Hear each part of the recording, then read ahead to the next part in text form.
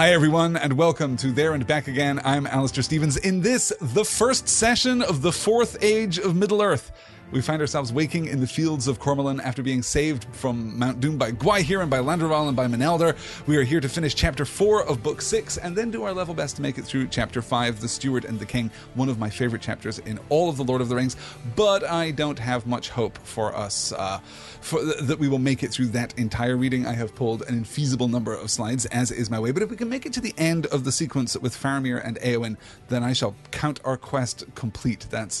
That's actually probably my favorite part in the entire book, and certainly the part of the book that has been more elevated for me by a careful reading. I have loved Faramir, obviously, as I've said many times before. I've loved Faramir for the longest time. I love Éowyn too, of course, but reading their sequence, the sequence in Chapter 5 of Book 6, more carefully than I ever have, it has opened up to me still further. I love them more now. I am more enchanted by this story, and we are going to have a lot to talk about. So with all of that said, let's get right into it, picking up on Chapter 4, The Fields of Cormoran, where we dropped out last time.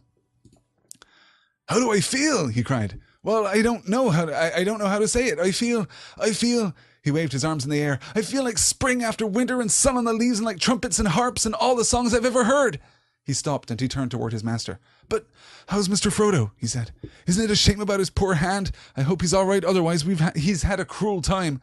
"Yes, I'm all right otherwise," said Frodo, sitting up and laughing in his turn. "I fell asleep waiting for you, Sam, you sleepyhead. I was awake early this morning, and now it must be nearly noon." "Noon?" said Sam, trying to calculate. "Noon of what day?" "The 14th of the new year," said Gandalf. "Or, if you like, the 8th day of April in the Shire reckoning. But in Gondor, the new year will always now begin upon the 25th of March, when Sauron fell, and when you were brought out of the fire to the king. He has tended you, and now he awaits you. You shall eat and drink with him. When you are ready, I will lead you to him." "The king?" said Sam. "What king? And who is he?" "The king of Gondor and the lord of the western lands," said Gandalf, "and he has taken back all his ancient realm. He will ride soon to his crowning, but he waits for you." "What shall we wear?" said Sam, for all he could see were the old and tattered clothes they had journeyed in, lying folded on the ground beside their beds. "The clothes you wore on your way to Mordor," said Gandalf. "Even the orc rags that you bore in the Black Land, Frodo, shall be preserved. No silks and linens, nor any armor or heraldry could be more honorable. But later I will find some other clothes, perhaps." Then he held out his hands to them, and they saw that one shone with light. "What have you got there?" Frodo cried. "Can it be—" "Yes, I have brought your two treasures. They were found on Sam when you were rescued, the Lady Galadriel's gifts. Your glass, Frodo, and your box, Sam. You will be glad to have these safe again." And so we wake on the 14th day of the new year, the 8th of April by Shire reckoning, the 8th of April by the reckoning of the Third Age, of course, though now the Gondorian New Year will always begin on March the 25th, when Sauron fell. Frodo and Sam have been asleep for 2 weeks. It has taken them 2 weeks to recover their consciousness. Frodo, of course, waking earlier this morning, but still has the impertinence to call Sam a sleepyhead, because Sam slept for 14 and a half days, rather than Frodo's positively conservative 14 days. But here they are, well, recovered. And we can get some sense of that recovery here. It's clear in all of their attributed dialogue. It is going to be somewhat textured as we continue to move through the chapter, as we continue to see, well, specifically who Frodo is now, what the terrible rigors of his journey have done to him, who he has become in the wake of his journey into Mordor, the wake of his journey into Mount Doom, and of course, the wake of the destruction of the ring. But Sam, at least, seems to have been restored to his old self. "How do I feel? Well, I don't know how to say it. I feel. He waved his arms in the air. When words will not do, we will gesticulate. This is... Clearly, you can see as I'm waving my arms around constantly as I talk, but this is very much something that we can associate with Sam. "I feel like spring after winter and sun on the leaves and like trumpets and harps and all the songs I've ever heard." He has this moment where words are insufficient to properly encapsulate his relief, his joy, his restoration. Sam is once more himself, and he describes it, of course, in very Samwise Gamgean terms. Spring after winter, obviously very important to a gardener. Sun on the leaves, connecting him back to the natural world, and like trumpets and harps and all the songs I have ever heard, all song and poetry is our Samwise Gamgee, more now than ever. But of course that doesn't last. He can't live in that space of simple joy. He has to be elevated into that space by Gandalf's question. Of course, it takes him a moment. Well, I don't know how to say it. I feel the pause and then the rush, then the release. But then immediately, of course, he turns back to Mr. Frodo. But how's Mr. Frodo? Isn't it a shame about his poor hand? But I hope he's all right. Otherwise, he's had a cruel time. Sam's gift for understatement there coming into play. He's had a cruel time. Yeah, Frodo has been through it, but Frodo also apparently restored. Yes, I am all right otherwise, said Frodo, sitting up and laughing in his turn. I fell asleep again waiting for you, Sam, you sleepyhead. I was awake early this morning and now it must be nearly noon. Frodo seems to be, well, if not like his old self, he is at least once more a hobbit. He at least laughs easily, and again, we've observed this a few times before, right? We can demonstrate or understand the grown intimacy, the increased intimacy between Frodo and Sam by that very gentle teasing. Remember all the way back at the beginning of the Fellowship of the Ring, after the conspiracy has been unmasked and we're leaving the Shire, and Merry and Pippin and Frodo are all quite happily teasing one another because they are of equal rank, and thus teasing is not just permitted but positively encouraged as a means of fostering tighter friendships and a means of kind of demonstrating that trust and loyalty to each other. But no one teases Sam because that would be inappropriate. And we've had these moments now of late as we're crossing Mordor where Frodo can almost tease, where he can almost tease Sam, because they are now so profoundly intimate that their previous relationship, which was already intimate, already anchored in the love of a master for his servant and a servant for his master, it is now all the more powerful. They are closer than they've ever been. So we get a little more of this, jocular kind of interaction here between the two of them. Gandalf catches us up on the date, and of course notes that they have been taken into the presence of the king. But in Gondor, the new year will always begin on the 25th of March, when Sauron fell, and when you were brought out of the fire to the king. He has tended you, and now he awaits you. They have been, of course, restored by the hands of the king, the hands of a healer. You shall eat and drink with him. When you're ready, I'll lead you to him. The king? What king, and who is he? It turns out that not paying very close attention to your surroundings may not just be a trait that we can associate with Pippin, right? Pippin has been chastised by Gandalf for this in the fairly recent past, in fact, but it turns out that Sam maybe hasn't put all the clues together either. The King of Gondor and Lord of the Western Lands, though I would also read this as a possible sign that Sam literally doesn't know where they are. Like, they could be anywhere. What king? I assumed I was back in the Shire. I assumed that I was in Rivendell. What king could you possibly be talking about, right? No, the king, of course, of Gondor and Lord of the Western Lands. He has taken back all his ancient realm. He will ride soon to his crowning, but he waits for you. Then we have the beat about the clothing, of course, that the clothes that they wore into Mordor are all that they have, but are themselves sufficient. They are tokens of the great pain and peril that they have endured. It's a beautiful moment, though. We're going to circle back around to the presentation of Frodo and Sam, I suppose, in just a couple of slides time. Heroes and Bart says, seems a reasonable question to me when there are multiple kings running about. Yes. I mean, how many kings are we dealing with here, right? How many kings is Sam aware of here? None? Grand total of 0 kings, probably, right? Sam doesn't know about Theoden. I can't think of a king that would readily come to Sam's mind, though, of course, if he had been paying attention, going all the way back to Rivendell, right? Going all the way back to Bilbo's poem in Rivendell, even the verse that Gandalf leaves for them at the Prancing Pony, right? And his first interactions with Aragorn, even then, maybe Sam could have started to put the pieces together, but he has not. Sam is, as Pippin is, a very present character. And the more that we've been talking about this, the more I've been thinking of this in terms of great virtue. Hobbits live very much anchored in the present. Men live anchored in the future. Dwarves too, to a certain extent. That is reflected, I think, in their love of craftsmanship. And elves, of course, live in the past. Elves know that their greatest days are behind them and that they are now both diminished and diminishing.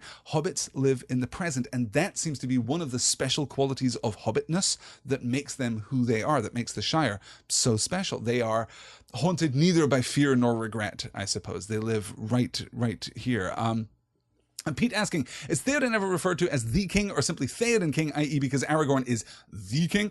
Aragorn is not, technically speaking, the king of Rohan, right? He is the king of, well, right now he's the king of precisely nothing, but he will ultimately be the king of the reunited kingdom of Gondor in the south and Arnor in the north, right? The two halves of the Númenorian kingdom.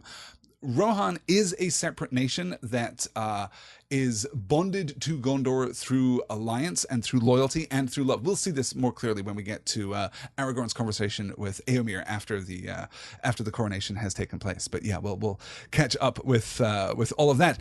Let's move on then. Oh, well, guys, here we go. I should have said, that this is a reading this week that is very likely to make me weep openly on the podcast. Again, if you are inclined to lay wagers on such a thing, then Faramir and Éowyn is more likely. But hey, these are some pretty good moments too.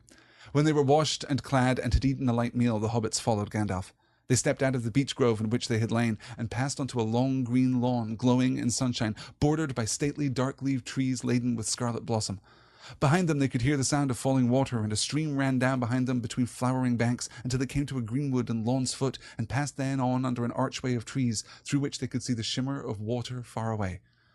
As they came to the opening of the wood, they were surprised to see knights in bright mail and tall guards in silver and black standing there, who greeted them in honour and bowed before them. And then one blew a long trumpet, and they went on through the isle of trees beside the singing stream. So they came to a wide green land, and beyond it was a broad river in a silver haze, out of which rose a long wooded isle, and many ships lay by its shores. But on the field where they now stood, a great host was drawn up, in ranks and companies glittering in the sun. And as hobbits approached, swords were unsheathed, and spears were shaken, and horns and trumpets sang, and men cried with many voices, and in many tongues, "Long live the halflings! Praise them with great praise! Cuio I Ferianan Anan, Aglaram Ferianath! Praise them with great praise, Frodo and Samwise, Dau Raberhail, Conan and Anun, Eglerio! Praise them, Eglerio! Laitate, and Davi Latuan, got tangled up there. Laituvalament, praise them. Cormac Colin. See, now I'm getting tangled. Now I'm self-aware of what I'm reading here in the Sindarin. Cormac Colindor, Alaita Tarinia, praise them. The ring bearers, praise them with great praise. Okay, couple quick notes here. There are two scenes in this week's reading that I wish we got. There are two scenes that I wish Professor Tolkien had actually written for us. The first we've already skipped over, in fact. Frodo awoke this morning. Frodo awoke after 14 days of rest here at the Fields of Cormoran. Frodo awoke this morning and was reunited with Gandalf. Was reunited with Gandalf for the first time since the Bridge of Khazad-dûm, right? For the first time since the Mines of Moria, Frodo and Gandalf are reunited. What a gorgeous moment. And we never get that scene. We never get the hint of that scene. The second scene, which we won't really have time to talk about, I suppose, is later in the, or just to correct the chronology, I suppose, earlier than this, when Faramir is told that Merry has a knowledge of the Lady Éowyn, so he goes to Merry and has a conversation about Éowyn, and we don't get that scene. It's all covered in less than a paragraph, but I really want that scene. Because Merry and Faramir, of course, don't know each other. It would be fantastic to see that conversation. So Frodo and Gandalf and Sam have all been reunited. They emerge now and they find themselves in this idyll, in this perfect environment, this natural garden, I suppose, here in Cormoran. The long isle, the long wooded isle that they can see. So they came to a wide green land, and beyond it was a broad river and a silver haze, out of which rose a long wooded isle, and many ships lay by its shores. So the river, of course, is the Anduin, and the long wooded isle is Caer Andros, which was retaken by the men sent back by Aragorn as they marched toward Morannon. As they marched toward the Black Gate, you'll remember that the strength and the courage of some men of the host of the West was shaken, and taking mercy on them, taking pity on them, Aragorn said, no, you can salvage your honor, right? You don't have to come with us. I will command no man to walk further, but you don't have to give up your honor entirely. You don't have to flee. You can go and take Caer Andros. That would be a major play for us. And lo and behold, they do it. The ultimate point of this slide, though, is of course the Song of Praise, which is just lovely. In a letter to Rona Beer, who was an exemplary scholar of Professor Tolkien's work, who unfortunately died in February of this year. But in a letter to Rona Beer, the professor wrote, quote, "The Song of Praise in Volume 3, page 231 is not really a song, but is represented by a few phrases taken from the languages heard, in which English represents the common speech. The second, fourth, and sixth lines are Sindarin, or Grey Elvish. The seventh and ninth are in High Elvish. Line 2 means, May the halflings live long, glory to the halflings. The fourth line means, Frodo and Sam, princes of the West, glory to them, glorify them. The sixth, glorify them, glory to them. The seventh line means, bless them, long will we praise them. And the ninth line means, the ring bearers bless or praise them to the height. So we can see in Westron here, rendered in English, of course. Long live the halflings, praise them with great praise. And then we get our the repetition of that, right? Kui I ferianan anan. This is just, I'm stumbling over all of this.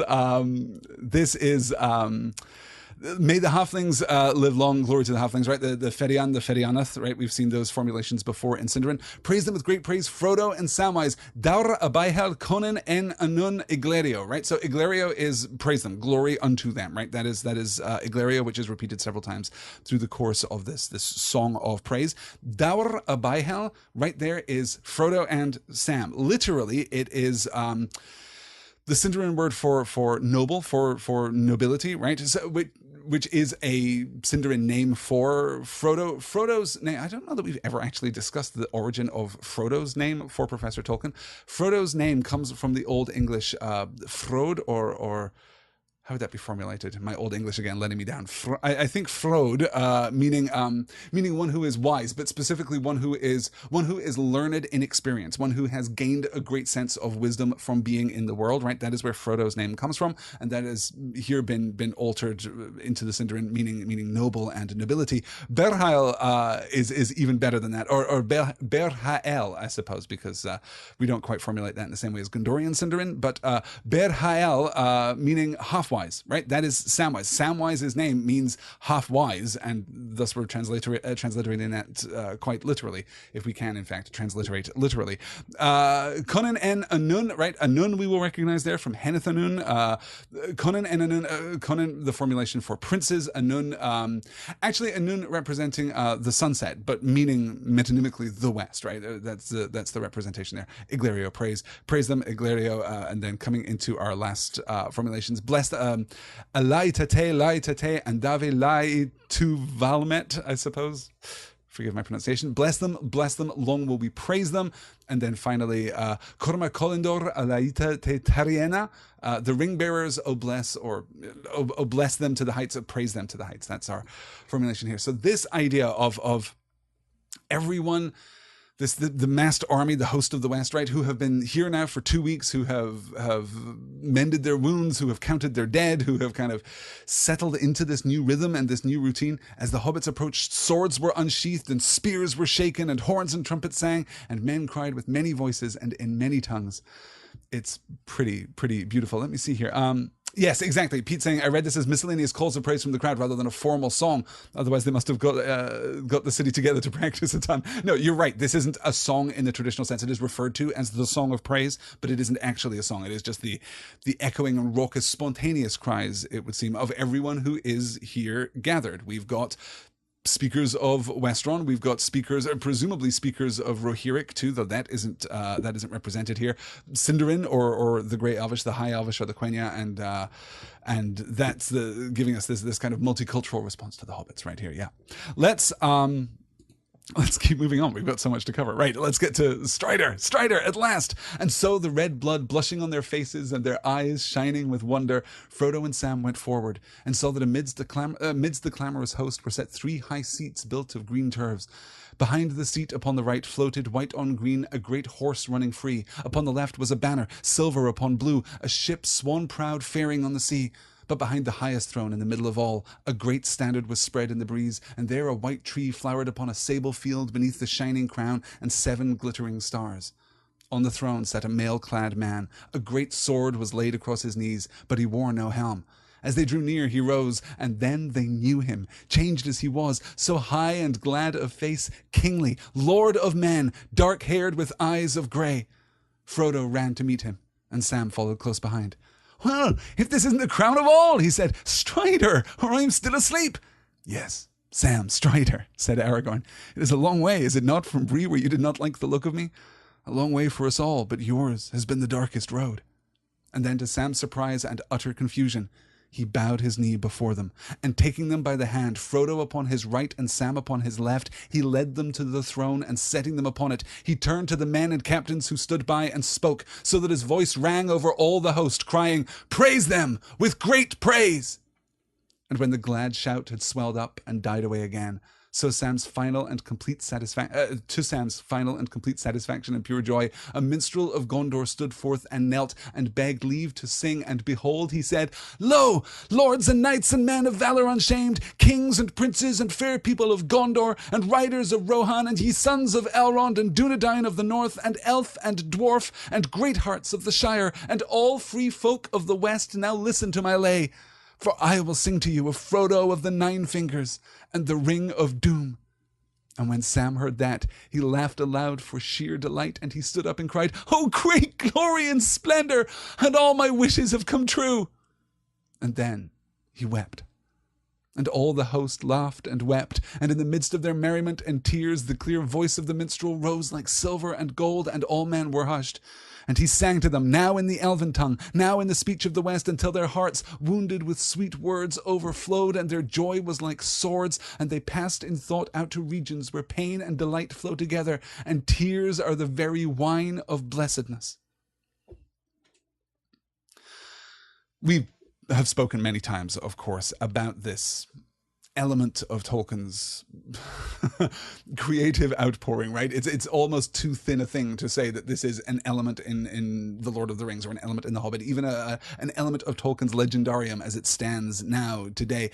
It is something far deeper than that. It is something far more important than that. This seems to be one of those foundational truths for Professor Tolkien, both in his fictional world and in the real world too. This intermingling of sadness and joy, and the generation thereby of great beauty. And here we see what is, outside of the pages of the Silmarillion, I would argue, the greatest evocation of that. This moment of joy, yes, of praise and of delight and of fierce gladness, but also of grief and of sadness and of memory for the things which have been lost and the trials which were endured and the things which have been overcome, and relief. This catharsis, right? This catharsis that carries us ultimately until their hearts, wounded with sweet words, overflowed, and their joy was like swords, and they passed in thought out to regions where pain and delight flow together, and tears are the very wine of blessedness.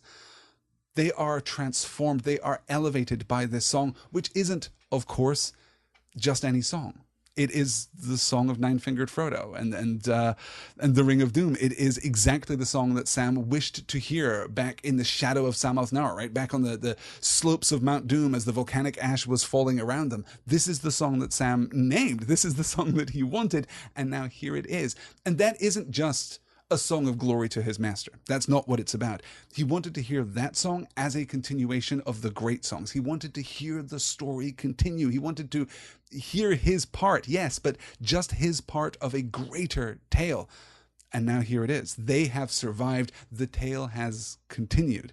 This is the ultimate moment, I think, of restoration for Sam. This is the return of Samwise Gamgee to who he is at his core, to who he is at his heart. It's just lovely. Let me see here. I'm catching up. There's some discussion here about we're talking about all Shire hearts are great, bar a certain Sandyman. Yes, and some who was talking about, yeah, Becca's pointing out, and Lobelia, the spoon stealer, right? Yeah, no, this is why we have what 12 sheriffs for the entire Shire, right? We have, now, in fairness, the Shire is bounded by rangers, right? We know that is true. The Shire is protected from without. So it doesn't have to have a militia of its own. But in terms of keeping the peace in the Shire, right, 12 hobbits for the entire Shire seems to be enough to keep all of that ready. Yeah. And Jackie's saying it's like Sam spoke the song into existence, which I think you're right. Okay. I think that in a way you are right. I think that what actually happens, this is my reading of it, is that Sam, in that moment of wisdom, in that transcendent moment of wisdom, is capable of feeling the shape of the story. He is capable of hearing the music, not the music of Frodo of Nine Fingers and the Ring of Doom, right? Not that specific piece of music, not even the music of Bear in One Hand and the Great Jewel, right? The song that he is remembering at the time. He's hearing the music of the Ainur. He's having, it seems to me, a sense of the shape of history. He's having a sense of the shape of the story. And now here it is, made manifest. Sam woke up what, 30 minutes ago, an hour ago, maybe, enough for a light meal, and that was it before they came here to the meeting place, to the encampment of the king here. Nine Princes is saying that last paragraph is my favorite in all of Tolkien. It's a perfect and absolutely exquisite expression of not only what Alistair has just pointed out, but a tribute to the reward for all the collective efforts of the common people and their capacity for sacrifice and courageous acts. There is no feeling of fulfillment and wonder greater than what Sam feels at this moment. I think you're completely right, Nine Princes. I couldn't have put it better myself. I think that this unification, right? The story encompasses, but the story is for everyone, and everyone gets both their proximity to the story, but also the celebration of the story from outside of it, if that makes sense, right? Sam would love this story. Sam would weep at this story, even if it wasn't about him, right? The fact that he is moved by the story, that he is transformed by the story, actually has nothing to do with the experiences that he has just himself endured. It's the beauty of the tale itself and the transportive quality of that tale. It's just gorgeous. And of course, this is, I know, a favorite moment in the Peter Jackson adaptation of the Lord of the Return of the King. Aragorn kneeling, everyone kneeling to the hobbits, is a pretty great moment, but this is also very, very good, right? To Sam's surprise and utter confusion, he bowed his knee before them, and taking them by the hand, Frodo upon his right and Sam upon his left, of course, he led them to the throne, and setting them upon it, right? That's an important detail to note there. He seats them upon his throne. Setting them upon it, he turned to the men and captains who stood by and spoke, so his voice rang all over the host, crying, praise them with great praise. I love, too, the little moment of I was going to say humility. Humility isn't quite right. Humanity from Strider there, from Aragorn there. Yes, Sam Strider. It's a long way, is it not, from Bree, where you did not like the look of me, right? Hey, remember that whole thing where, yeah. It's pretty good.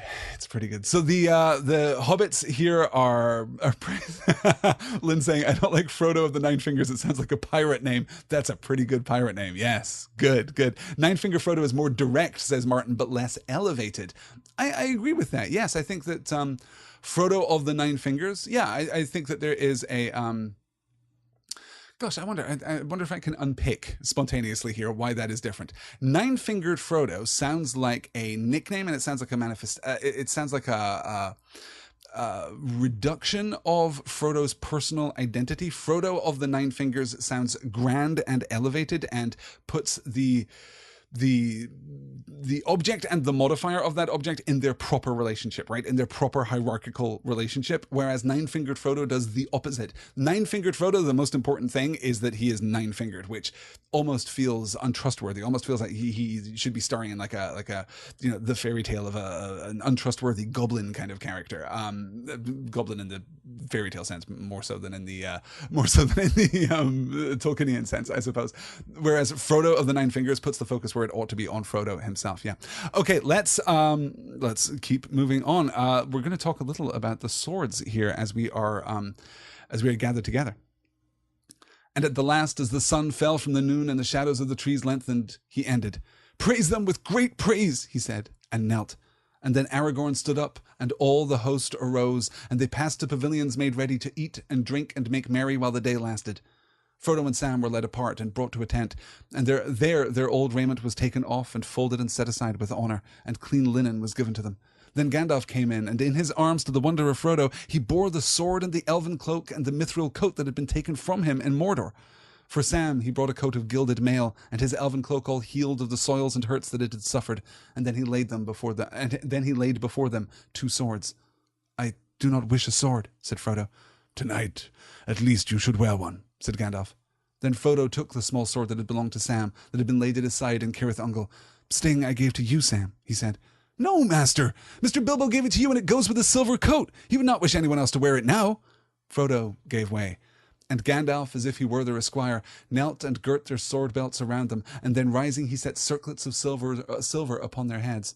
And when they were arrayed, they went to the great feast, and they sat at the king's table, with Gandalf and King Eomer of Rohan, and the Prince Imrahil, and all the chief captains, and there also were Gimli and Legolas. But when, after the standing silence, wine was brought, there came in 2 esquires to serve the kings, or so they seemed to be. One was clad in the silver and sable of the guards of Minas Tirith, and the other in white and green. But Sam wondered what such young boys were doing in an army of mighty men. Then suddenly, as they drew near and he could see them plainly, he exclaimed, Why, look, Mr. Frodo, look here! Well, if it isn't Pippin, Mr. Peregrine Took, I should say, and Mr. Merry, how they've grown, bless me! But I can see there's more tales to tell than ours. There are indeed, said Pippin, turning toward him, and we'll be telling them as soon as the feast is ended. In the meantime, you can try Gandalf. He's not so close as he used to be, though he laughs now more than he talks. For the present, Merry and I are busy. We are knights of the city and the mark, as I hope you observe. Another moment of reconnection there. I mentioned earlier that we would see how Frodo has been transformed by his experience, how Frodo has been changed by the ring, by Mordor, by his suffering, by his surrendering to the ring, which I think is a crucial part in our interpretation of this particular event. So Gandalf comes in and he brings with him great clothing, right? Obviously, the belongings of Frodo and Sam both that were given to him by the Mouth of Sauron back before Morannon, right? When the Mouth of Sauron believed that there was a single hobbit inside Mordor, and they realized, no, there are at least possessions of 2 hobbits here. He brings those properties back, including the mithril shirt. And then he lays out these swords for them, the 2 swords, as we can see, right? There's the barrow blade of Sam and Sting, too. And Frodo's immediate response, I do not wish for any sword. Tonight, at least, you should wear one, said Gandalf. Frodo turns to the barrow blade. He doesn't turn to Sting, he turns to the barrow blade and says, Sting I gave to you, Sam. Sam objects, and Frodo acquiesces, and Gandalf kneels and binds their sword belts around them, right? A gesture of huge respect and significance here. For Gandalf to kneel before the hobbits and to act as their esquire is a really moving and important piece here. Why does Frodo not want the sword? Well, superficially, I think we might be leaning on the idea that Frodo is suffering from some, simple PTSD here, right? Frodo has just been through something wildly and evilly traumatic, and he wants to leave behind thoughts of violence and bloodshed. And swords are, of course, emblems of violence and bloodshed. That, I think, is a completely valid interpretation. I am inclined toward another interpretation. Another interpretation that opens up for me that choice that he makes to turn to the barrow blade rather than to turn to Sting. And that is about power. Very recently for Frodo, from his POV, right? He awoke earlier this morning, and the last memory before that was being on the flank of Mount Doom, and the last memory before that was claiming the One Ring, claiming the Ring of Power right there in Samath Naur, right? He's about to challenge the Dark Lord, and then Gollum attacks him, but he gives in. He succumbs to the desire for power, to the need of power. We can frame that out in innumerable different ways, but however we choose to interpret that, he succumbs to power. And swords, as much as they are representative of martial conflict, are also, of course, representative of power. And when he is compelled to, tonight at least you should wear one, said Gandalf, apparently interested in the appearance of things, like you are being properly dressed for the great feast that is about to come. You should look the part. You should be the part, I suppose. Prince of the Halflings, right? You should wear the appropriate clothing and have the appropriate accessories, including a blade. That seems to be Gandalf's argument. And Frodo turns to the lesser of the 2 blades in front of him. Now, I understand also that in that distinction, we might be de-emphasizing what Frodo actually says, which is a pretty generous and pretty considerate thought of his. Sting I gave to you, Sam. And Sam rejects the idea. No, look, I can hold it for you, but no, that's not how this works. Let me see here as I come back. I've had enough trouble for a lifetime, says Grace. Yes, I think that is a large part of what Frodo is feeling right now. Erica, I was literally just typing a question about why Frodo doesn't want Sting. I was pointing out the trauma, but how it doesn't sit well with me. Yeah, I think it is that, as I say, certainly to me, Pete says, maybe Frodo rejects the sword because he feels it misrepresents how he achieved his task, not through fighting, but by perseverance. And not even by perseverance, right? How did Frodo succeed his task? Is Frodo feeling uncomfortable in this moment? Yes, he accomplished it. Okay, let's edit that carefully. Yes, his goal was accomplished. Passive voice. Yes, his goal was accomplished. Frodo didn't succeed. How is he feeling now about this? About the Song of Praise? How is he feeling now about having Aragorn kneel to him? How is he feeling now about being sat upon the throne? Right. We can all agree, I think, as Aragorn, I'm sure, would agree, as Gandalf would certainly agree, as Merry and Pippin and Legolas and Gimli would certainly agree, as Sam would certainly agree. We can all agree that Frodo deserves all of this accolade, right? He deserves all of this attention, all of this celebration, all of this praise, because as I said in our last reading, Frodo is not tested once. Frodo is tested countless times, innumerable times, and he fails once. But he got the ring to Mount Doom. anyone else would have succumbed miles from the crack of doom itself, right? Hundreds of miles potentially from the crack of doom. Anyone else wouldn't have made it past Rivendell, for all we know, wouldn't have made it out of the Shire, but Frodo did. So I think we can all be comfortable that he deserves this praise, but I wonder whether or not he feels that he deserves that praise. Gosh, the chat is all over the place today. It's not scrolling and then scrolling very suddenly. I'm sorry if I'm missing things that you guys are saying. It's a tough one to keep up. Here we go. Let me see. C-Star saying, I assumed Sam was Alfred's thing because he had been the one to wield it against Shelob. Yeah, it was given to him, right? Kind of. It is passed off to Sam in that moment. But Sam, I think, making the fair and more accurate decision here too. To Mr. Bilbo gave it to you, and it goes with his silver coat. He would not wish anyone else to wear it now. That last part is. Well, I think it would probably be true, right? The poetry of it, at least, would do that. Yeah. Mel saying he failed at the end, or feels that he failed. And Lynn pointing out, shame is a difficult thing. Shame is a difficult thing is a very important theme to bear in mind as we move forward through the resolution of the rest of the story, right? How Frodo feels about his own success and failure, how Frodo feels about his own trial, the obstacles that he has overcome. And of course, we have to separate this. We have to differentiate this a little bit. We have to be careful not to make too broad assumptions or generalizations about Frodo's state of mind, because Frodo is also still under the influence of the Morgul blade, right? He is still under the influence of the wound that he received back at Weathertop. Let's hold on to that and see how we feel. I'm scrolling back to see Lynette asking, I wonder if shame is ever productive. I'm inclined to say no. Shame is reductive and toxic and harmful, and in my personal experience at least has never been put to good purpose, has never been turned to virtue. But yeah, okay, let's keep moving onward here, because I really want to get to Faramir and Eowyn. Oh, I do want to note, actually, before we move on, the standing silence here, right? But when, after the standing silence, wine was brought, there came two esquires to serve the kings.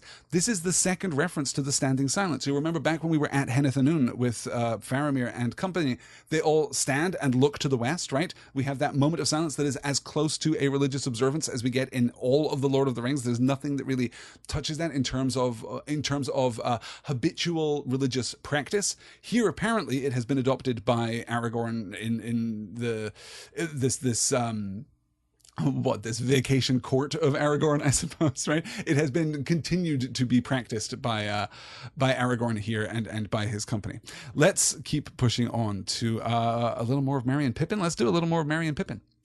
At last the glad day ended, and when the sun was gone and the round moon rode slowly above the mists of Anduin and flickered through the fluttering leaves, Frodo and Sam sat under the whispering trees amid the fragrance of fair Ithilien, and they talked deep into the night with Merry and Pippin and Gandalf, and after a while Legolas and Gimli joined them. Then Frodo and Sam learned much of all that had happened to the company after their fellowship was broken on the evil day at Parthgallen by Rauros Falls, and still there was always more to ask and more to tell. Orcs and talking trees and leagues of grass and galloping riders and glittering caves and white towers and golden halls and battles and tall ships sailing, all these passed before Sam's mind until he felt bewildered. But amidst all of these wonders, he returned always to his astonishment at the size of Merry and Pippin, and he made them stand back to back with Frodo and himself. He scratched his head. "Can't understand it at your age," he said. "But there it is. You're 3 inches taller than you ought to be, or I'm a dwarf." "That you most certainly are not," said Gimli. "But what did I say? Mortals cannot go drinking ent draughts and expect no more to come of them than a pot of beer." "Ent draughts," said Sam. "Here you go about ents again, but what they are beats me. Why, it'll take weeks before we get all these things sized up." "Weeks indeed," said Pippin. "And then Frodo will have to be locked up in a tower in Minas Tirith and write it all down. Otherwise he'll forget half of it, and poor old Bilbo will be dreadfully disappointed." Another beat there upon the fourth wall of this novel, right? A tap, a knock, a sideways glance, right? A Jim from The Office take to camera from Pippin there. Yeah, someone had better go and write this book, huh? Yeah. It's a lovely, lovely beat. I love the connections that are being drawn here, the camaraderie, the simple and easy camaraderie of it all. Legolas and Gimli showing up too with them. The company now reformed, the company reforged almost. And again, of course, the acknowledgement that both Merry and Pippin are physically taller than they used to be. 3 inches taller than they used to be. That's a fair amount. That's a significant amount when you're just a hobbit. Yeah. Good. Let me see. Always more to ask and more to tell seems like a nice encapsulation of the Professor's Legendarium, says Grace. Yes, I completely agree. Absolutely. Okay, let's Good. Martin saying 3 inches is a lot for men, even. Yeah, that would take me to 6'7", which I feel like would then be a little excessive, maybe, right? Like, that's probably too much. Yeah. Good. There's some great discussion here of guilt and shame. We will have the opportunity to talk about that. I feel like that could be an entire in fact, specifically, the interaction of guilt and shame and grief and sadness and the ways in which the latter are turned to beauty and the former are not. Yeah, I feel like we could have a very long and fruitful discussion on exactly that topic at some point in the future. We will have, as I say, as we move through the latter pages of The Return of the King, we'll have plenty of opportunity to talk about that and to get perilously close to weeping altogether. Yes, good. Okay, let's keep going. We'll do one more slide from chapter 4. We can't skip over Legolas's song, of course. At length, Gandalf rose. "The hands of the king are hands of healing, dear friends," he said. "But he went to the very brink of death ere he recalled you, putting forth all his power, and sent you into the sweet forgetfulness of sleep. And though you have indeed slept long and blessedly, still it is now time to sleep again." "And not only Sam and Frodo here," said Gimli, "but you too, Pippin. I love you, if only because of the pains you have cost me, which I shall never forget, nor shall I forget finding you in that hill of the last battle. But for Gimli the dwarf, you would have been lost then. But at least I know now the look of a hobbit's foot, though it be all that can be seen under a heap of bodies. And when I heaved the great carcass off you, I made sure you were dead. I could have torn out my beard. And it is only a day yet since you were first up and abroad again. To bed now you go, and so shall I." "And I," said Legolas, "shall walk in the woods of this fair land, which is rest enough. In days to come, if my elven lord allows, some of our folk may remove hither, and when we come it shall be blessed for a while. For a while. A month, a life, 100 years of man. But Anduin is near, and Anduin leads down to the sea, to the sea, to the sea, to the sea. The white gulls are crying, the wind is blowing, and the white foam is flying. West, west away, the round sun is falling. Grey ship, do you hear them calling? The voices of my people that have gone before me. I will leave the woods that bore me, for our days are ending, and our years failing. I will pass the wide waters, lonely sailing. Long are the waves on the last shore falling. Sweet are the voices in the lost isle calling. In Erisea, in elven home that no man can discover, where the leaves fall not, land of my people forever." And so singing, Legolas went away down the hill.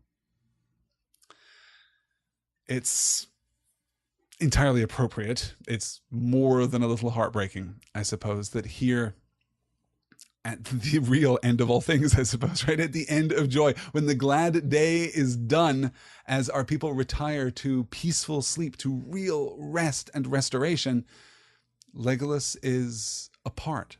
Legolas cannot sleep, does not sleep. Legolas is going to walk beneath these trees. He is going to hear the rush of the Anduin. He is going to think about the sea, and he knows what is coming. "In days to come, if my elven lords allow, some of my folk shall be removed hither, and when we come, it shall be blessed for a while."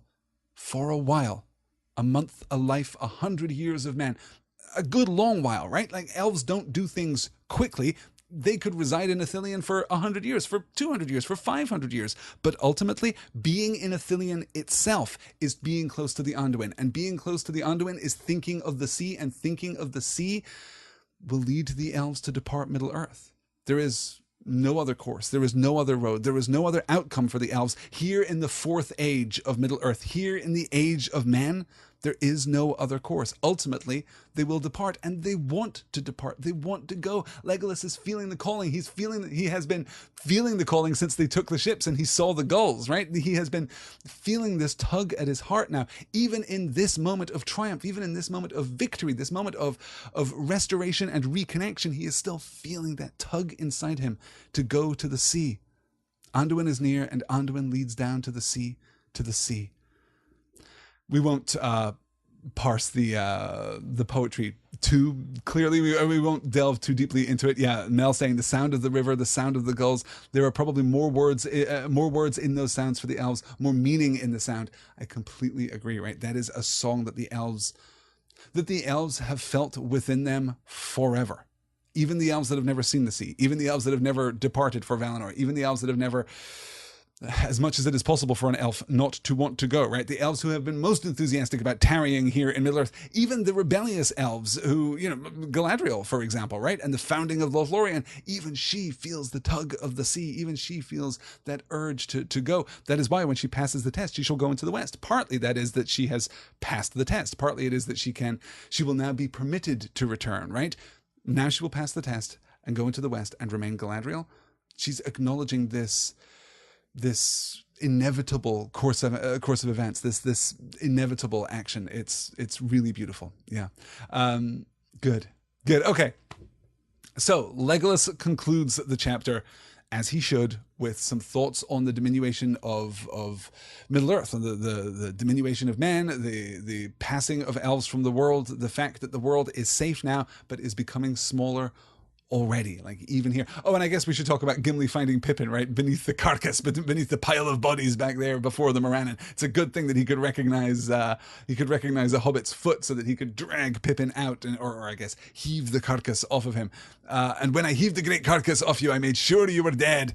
Not to imply, right, that, well, then I stabbed you like 3 times just to really make sure that you stayed down. I made sure you were dead.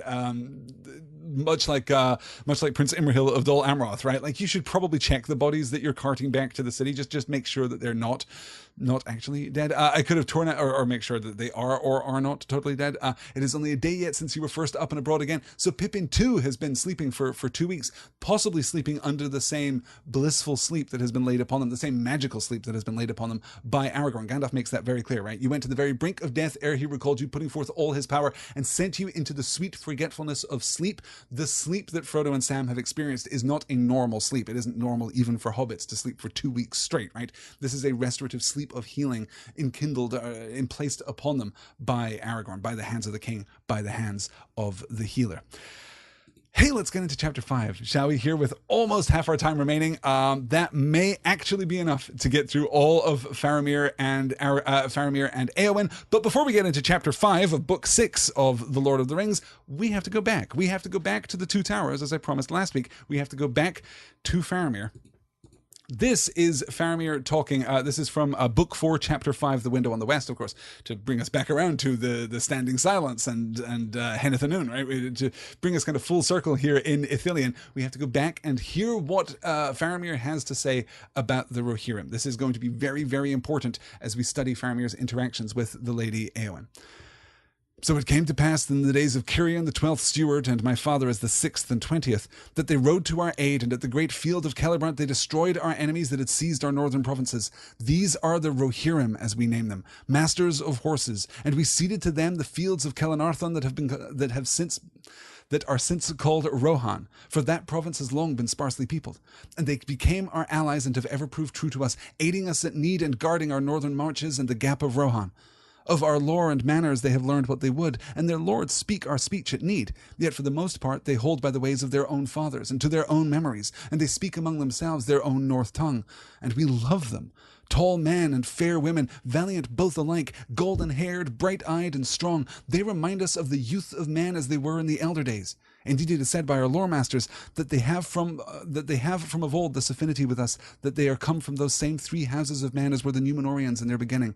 Not from Hador the golden-haired, the elf-friend maybe, yet from such of his people as were not sent over sea into the west, refusing the call. For so we reckon men in our lore, calling them high, or men of the west, which were Númenóreans, and the middle peoples, men of the twilight, such as are the Rohirrim and their kin that dwell still far in the north, and the wild, the men of darkness. Yet now, if the Rohirrim are grown in some ways more like to us, enhanced in arts and gentleness, we too are become more like to them, and can scarce claim any longer the title high. We are become middlemen of the twilight, but with memory of other things. For as the Rohirrim do, we now love war and valor as things good in themselves, both a sport and an end. And though we still hold that a warrior should have more skills and knowledge than only the craft of weapons and slaying, we esteem a warrior nonetheless above men of other crafts. Such is the need of our days. So even was my brother Boromir, a man of prowess, and for that he was accounted the best man in Gondor. And very valiant indeed he was. No heir of Minas Tirith has for long years been so hardy in toil, so onward into battle, or blown a mightier note on the great horn. Faramir sighed and fell silent for a while. This is Faramir's perspective on Rohan, and we might infer the educated, progressive perspective of the men of Gondor on the men of Rohan, the people of Gondor. I'm using men here, of course, and I qualify this because we're going to be talking about gender in the slides to come. I'm using men here in the capital M human being sense of the word that Professor Tolkien uses. But we can try and dilute that a little bit, right? What do the people of Gondor think of the people of Rohan? Well, they think this. Long ago, 500 years ago, Eorl the Young came down from the north to aid the people of Gondor, right? On the field of Celebrant, they destroyed our enemies and seized our northern provinces. These are the Rohirrim, as we name them, masters of horses, and we ceded to them the fields of Kelenarthon that are since called Rohan, right? They came to our aid, we gave them Rohan. Actually, nobody lived there. They were sparsely populated. Nobody lived there, and they have lived there happily ever since. Of our lore and manners, they have learned what they could. They have become something like us, right? But still, they preserve their own traditions. They preserve their own sense of themselves. Yet for the most part, they hold by the ways of their own fathers and to their own memories. Minor inserted editorial asterisk here. Hey, remember when we were talking about the not so long memories of the Rohirrim, right? Like, Faramir may not be entirely accurate here, but they hold to the ways of their fathers and to their own memories, and they speak among themselves in their own North tongue. And we love them, he says. And we love them. Tall men and fair women, valiant both alike. That is a very important note there. Tall men, fair women, valiant both alike, golden-haired, bright-eyed, and strong. They reminded us of the youth of man as they were in the elder days, right? This is a reminder of what men can be, of what human beings in the frame of Middle-earth can be. For so we reckon men in our lore, calling them the high, or men of the west, which were Númenóreans, and the middle peoples, men of the twilight, such are the Rohirrim, and the kin that dwell still far in the north, and the wild, the men of darkness, right? We talked about this back in when we were discussing chapter 5 of book 4. This is a very important bit of taxonomic language that Faramir gives us here, right? 3 categories of men. High men, Númenóreans, former Númenóreans, right, that's us, basically. That's us, that's Aragorn, the Dunedain of that line. And then there are the middlemen, the men of the twilight, the Rohirrim, the men of the north, presumably the men of Dale, presumably like the Beornings and the wild to the east of the Misty Mountains, so on and so forth, right? These are men of the twilight. And then there are the dark men, the men of darkness, the wild, the men who have fallen into savagery and corruption. Yet now, if the Rohirrim are grown in some ways more like to us, enhanced in arts and gentleness, right? Since the time that we have, since our alliance, over the course of the last 500 years, the Rohirrim have actually become a little more like us. They have been elevated in arts and gentleness. But we too have become more like them and can scarce claim the title high. We are become middlemen of the twilight, but with memory of other things. That is what differentiates us from the Rohirrim now. It's just that we can remember the time when we weren't this. We can remember a time when there was more gentleness in the world. For as the Rohirrim do, we now love war and valor as things good in themselves, both a sport and an end. This is our favorite tool and our favorite pastime. This is our job and our hobby. This is what we do, is fight. We make war now. And though we still hold that a warrior should have more skills and knowledge than only craft of weapons and slaying, we still have a sense that the great warriors can do more than just fight. If you're a great warrior, you're going to get more respect than anyone else, right? We esteem a warrior nonetheless above men of other crafts. Such is the need of our days. And then he talks a little bit about Boromir, which of course connects to Faramir's other great speech from this passage of the book, which I'll just quote now. It's a short quote, so I didn't prepare it on a slide, and of course I'm sure you can all recite it along with me. For myself, said Faramir, I would see the white tree in flower again in the courts of the kings, and the silver crown return, and Minas Tirith in peace. Minas Anor again as of old, full of light, high and fair, beautiful as a queen among other queens, not a mistress of many slaves, nay, not even a kind mistress of willing slaves. War must be while we defend our lives against a destroyer who would devour all. But I do not love the bright sword for its sharpness, nor the arrow for its swiftness, nor the warrior for his glory. I love only that which they defend, the city of the men of Númenor, and I would have her loved for her memory, her ancientry, her beauty, and her present wisdom, not feared, save as men may fear the dignity of a man old and wise.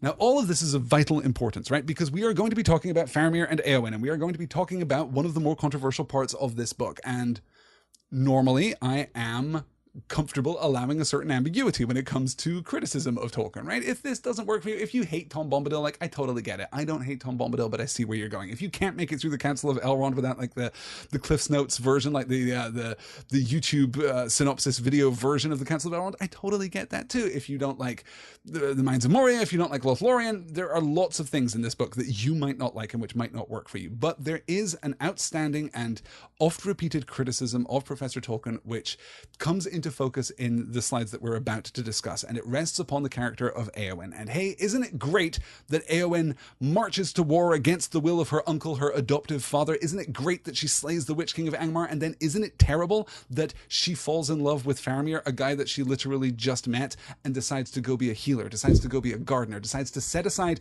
that which has defined her for the longest span of her life and just go off and be quiet and be good and be a well-behaved wife somewhere? You can read these passages and find things to criticize about them. But I'm going to argue in the course of the next half hour, and probably picking up in next week's session, that that is not actually a fair reading of what is happening here. Or at least it is fair to say that if we are going to criticize Éowyn for stepping back from the martial frame and becoming a healer, becoming a gardener, becoming a ruler, a lowercase q queen, right? As Aragorn has used that word to describe her before, becoming a queen of Ithilien in the company of Faramir. If we're going to criticize her for that, then we have to criticize Faramir in exactly the same way, because he makes exactly the same choice. He steps back too from this martial frame. He steps back too from the arrow, from the sword, from the warrior, and becomes something gentler. And his argument, as it's introduced to us even back in The Two Towers, and certainly as it's articulated over the course of the next 2 slides here in Chapter 5 of Book 6 of The Lord of the Rings, his argument is very clear. This is not Éowyn specific. Éowyn should not set aside bloodshed and slaughter and the desire for glory in order to build something better. Everyone should. Everyone should. We ought not to be middlemen anymore. We ought not to pursue war as a sport and an end in itself, right? We ought not to love the arrow for its swiftness and the sword for its sharpness and the warrior for his glory. We ought not to do these things. This is actually incompletely bad, right? This is partially bad. It is okay to love and respect the warrior. But as he says, back in the day, back when Minas Tirith was at its height, back when Gondor was really, glorious, we understood that great warriors had other skills too, that just being a warrior was not enough. This is going to be echoed by, the Warden of the Houses of Healing. We get a few different perspectives on this. Let's push this in. Jackie saying, no. Éowyn earned her renown. Her shield maiden aspect has served its purpose. She's growing and changing and ready to rebuild and contribute to society in another way. Absolutely, Jackie, right? Okay, I've done enough framing. Let's get into it. Let's talk about Éowyn in the Houses of Healing. Over the city of Gondor, doubt and great dread had hung. Fair weather and clear sun had seemed but a mockery to men whose days held little hope, and who looked each morning for news of doom. Their lord was dead and burned. Dead lay the king of Rohan in their citadel, and the new king which had come to them in the night was gone again to a war with powers too dark and terrible for any might or valour to conquer. And no news came. After the host left Morgul Vale and took the northward road beneath the shadow of the mountains, no messenger had returned, nor any rumour of what was passing in the brooding east. When the captains were but 2 days gone, the Lady Éowyn bade the women who tended her to bring her raiment, and she would not be gainsayed, but rose. And when they had clothed her and set her arm in a sling of linen, she went to the Warden of the Houses of Healing. "Sir," she said, "I am in great unrest, and I cannot lie longer in sloth." "Lady," he answered, "you have not yet healed, and I was commanded to tend to you with especial care. You should not have risen from your bed for 7 days yet, or so I was bidden. I beg you to go back." "I am healed," she said, "healed at least in body save my left arm only, and that is at ease. But I shall sicken anew if there is naught that I can do. Are there no tidings of war? The women can tell me nothing." "There are no tidings," said the warden, "save that the lords have ridden to Morgul Vale, and men say that the new captain out of the north is their chief. A great lord is that, and a healer. It is a thing passing strange to me that the healing hand should also wield the sword. It is not thus in Gondor now, though once it was so, if old tales be true. But for long years we healers have only sought to patch the rents made by the men of swords. Though we should still have enough to do without them, the world is full enough of hurts and mischances without wars to multiply them." "It needs but one foe to breed a war, not two, Master Warden," answered Éowyn. "And those who have not swords can still die upon them. Would you have the folk of Gondor gather you herbs only while the Dark Lord gathers armies?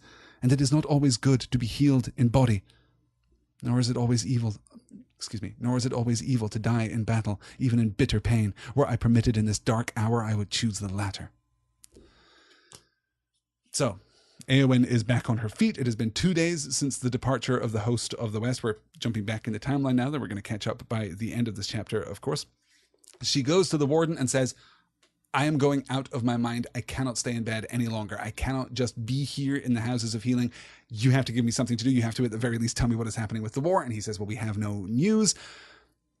There are no tidings, save that the lords have ridden to Morgovel, and men said that the new captain out of the north is their chief. The new captain out of the north, right? Oh, the ranger, what's his name? Stroder, something, I forget. Anyway, but yeah, that guy who came out of the north, he seems pretty good.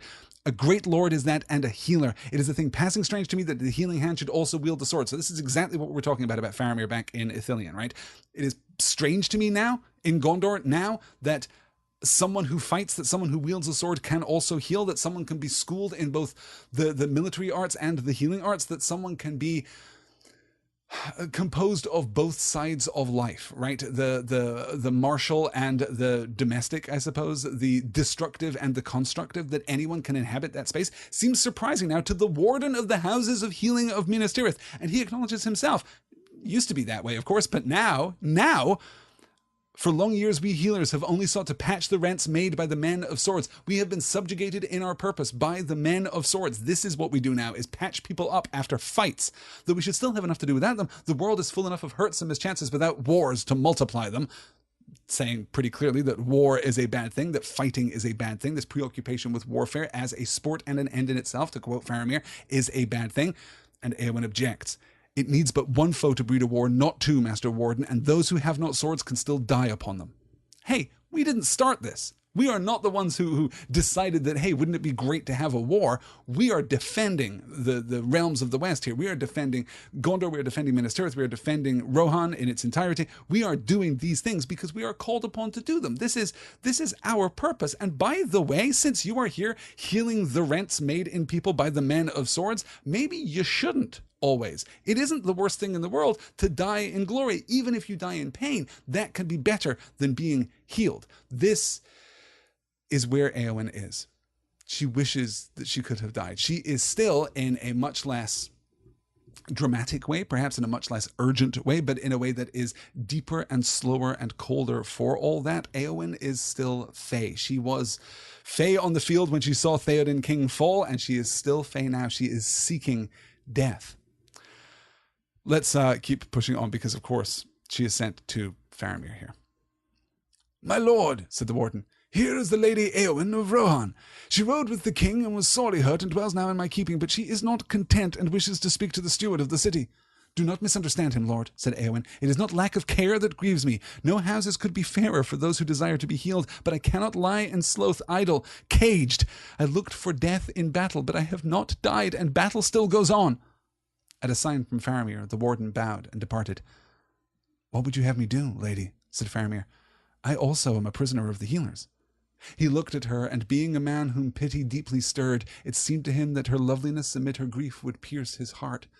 And she looked at him and saw the grave tenderness in his eyes, and yet knew, for she was bred among men of war, that here was one whom no rider of the mark could outmatch in battle. What do you wish? He said again. If it lies in my power, I will do it. I would have you command this warden and bid him let me go, she said. But though her words were still proud, her heart faltered, and for the first time she doubted herself. She guessed that this tall man, both stern and gentle, might think her merely wayward, like a child that has not the firmness of mind to go on with a dull task to the end. I myself am in the warden's keeping, answered Faramir, nor have I yet taken up my authority in the city, but had I done so, I should still listen to his counsel, and should not cross his will in matters of his craft unless in some great need. But I do not desire healing, she said. I wish to ride to war like my brother Éomer, or better like Theoden the king, for he died and has both honour and peace. It is too late, lady, to follow the captains, even if you had the strength, said Faramir. But death in battle may come to us all, willing or unwilling. You will be better prepared to face it in your own manner, if while there is still time you do as the healer commanded. You and I, we must endure with patience the hours of waiting. So, a couple of obvious things here. The moment that they meet, what does Faramir see in Éowyn? He sees beauty. He is stirred by pity and by her beauty. And those two things, as we know, right? Pity and beauty, sorrow and beauty, these things are alchemical together. They give rise to a greater and more powerful emotional response, which Faramir certainly seems to be feeling here. It seemed to him that her loveliness amid her grief would pierce his heart. This is joy and beauty, tragic beauty here. And she looked at him and saw the grave tenderness in his eyes. So she sees the solemnity and the gentleness of Faramir, but also knows, because she was bred among men of war, that here was one whom no rider of the mark could outmatch in battle. Ah, wait, this does not match my expectation of what we're doing here. You are clearly a man of great skill, and yet you are showing me this pity. You are a warrior, yes, but you are showing me this other thing that I do not normally associate with warriors. Weird. And this is why she starts to falter, right? I would have you command this warden and bid him let me go, she said. But though her words were still proud, her heart faltered, and for the first time she doubted herself. She guessed that this tall man, both stern and gentle, might think her merely wayward, like a child that has not the firmness of mind to go on with a dull task to the end.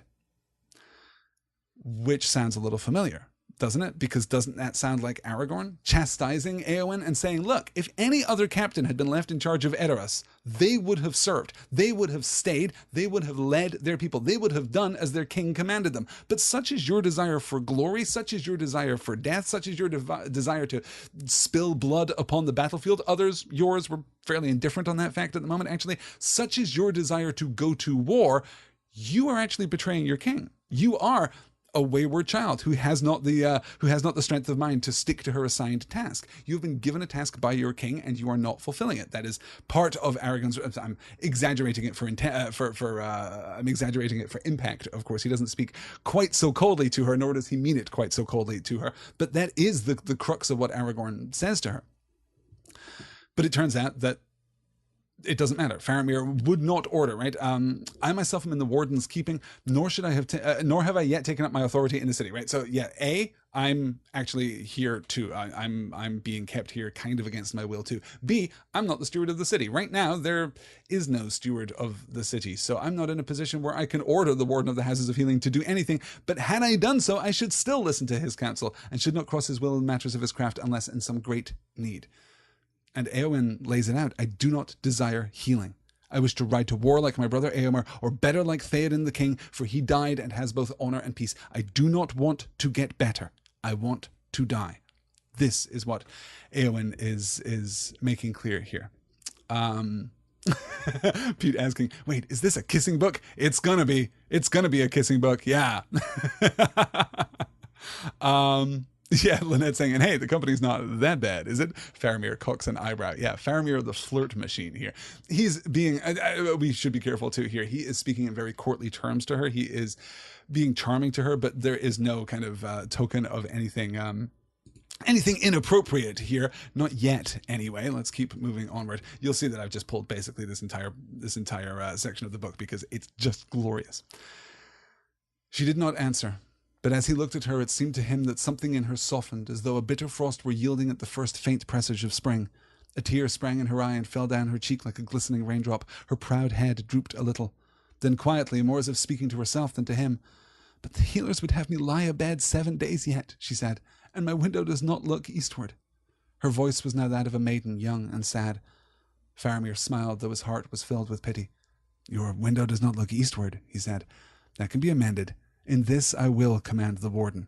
If you will stay in this house in our care, lady, and take your rest, then you shall walk in the garden in the sun as you will, and you shall look east, whither all our hopes have gone.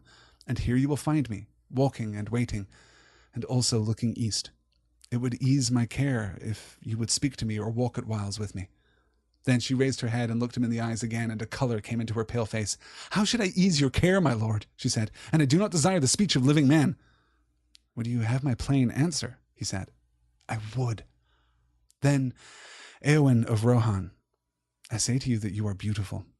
In the valleys of our hills there are flowers fair and bright, and maidens fairer still, but neither flower nor lady have I seen till now in Gondor so lovely and so sorrowful. It may be that only a few days are left ere darkness falls upon our world, and when it comes I hope to face it steadily. But it would ease my heart if while the sun yet shines I could see you still, for you and I have both passed under the wings of the shadow, and the same hand drew us back. Alas, not me, Lord, she said. Shadow lies on me still. Look not to me for healing. I am a shield maiden, and my hand is ungentle. But I thank you for this at least. Then I need not keep to my chamber. I will walk abroad by the grace of the steward of the city. And she did him a courtesy and walked back to the house. But Faramir for a long while walked alone in the garden, and his glance now strayed rather to the house than to the eastward walls. I love how gentle Faramir is, how he takes Éowyn's metaphor here and turns it to appropriately metaphorical effect. But the healers would have me lie abed 7 days yet, she said, and my window does not look eastward. Literally, of course, yes, her window does not look eastward, but also metaphorically, her window does not look eastward. She can't pierce the veil of the many miles between them to see the battle. She can't experience the battle at the Morannon. She is separated from Aragorn, the man that she loves. She is separated from her brother. She is separated from her men, from the people that she rode from Edoras with, remember, right? In the company of Merry too, right? She has left these things, or rather, more accurately, these things have left her, and now she is blinded to them. Her window does not look eastward, and Faramir smiles, though his heart is filled with pity. Your window does not look eastward. Well, that can be amended. We will move you. We will do what we have to do. You can walk in the garden. Just stay here and rest. It's all going to be okay, right? You will find me walking and waiting and also looking east. It would ease my care if you would speak to me or walk at whiles with me. Oh, Faramir, are we talking about you now? Is this what are we talking about you? This feels a little uncomfortable, right? This feels a little, to modern eyes and modern sensibilities, I think this feels a little uncomfortable. And this is not, I'm not going to mount a defense saying, but you know, in the time of Tolkien and in the mythical ancient time of Middle Earth, it was probably fine for men to talk to women like this and to keep their eye on their opportunities here. My response is not that. My response is, I do not think that is what Faramir is doing. Or rather, I think that is imperfectly what Faramir is doing. Faramir is speaking honestly.